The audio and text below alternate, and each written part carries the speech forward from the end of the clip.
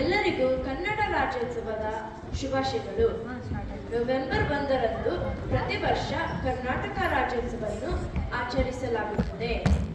1956ರ November 1ರಂದು ಭಾರತದಲ್ಲಿ ಭಾಷಾಪರ ಪ್ರಾಂತ್ಯಗಳ ರಚನೆಯಾಯಿತು.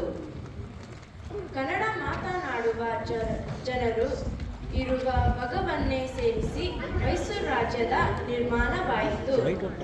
1973ರ November 1ರಂದು Mysuru ರಾಜ್ಯಕ್ಕೆ ಕರ್ನಾಟಕ ಎಂದು ಹೆಸರಿಡಲಾಯಿತು.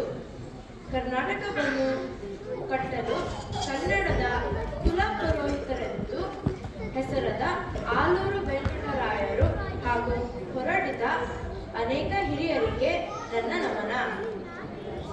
ಕರ್ನಾಟಕವು ಐತಿಹಾಸಿಕ, ಸಾಂಸ್ಕೃತಿಕ, ಧಾರ್ಮಿಕ ಮತ್ತು ಪಾರಂಪರಿಕ ಕ್ಷೇತ್ರವಾಗಿದೆ. ಈ ದಿನ ಹಾಂಗ್ಕಾಂಗ್ನಲ್ಲಿ ಎಲ್ಲ ಕನ್ನಡಿಗರು ಒಂದಾಗಿ ರಾಜ್ಯೋತ್ಸವವನ್ನು ಆಚರಿಸುತ್ತಿವೆ. ಕಾರ್ಯಕ್ರಮದ ಪ್ರಾರಂಭವನ್ನು ಪ್ರಾರ್ಥನೆಯೊಂದಿಗೆ ಪ್ರಾರಂಭಿಸೋಣ. ಈಗ ಕುಮಾರಿ ಶ್ರೀಜಾ ವಿನೋದ್ ಅವರಿಂದ ಪ್ರಾರ್ಥನೆ.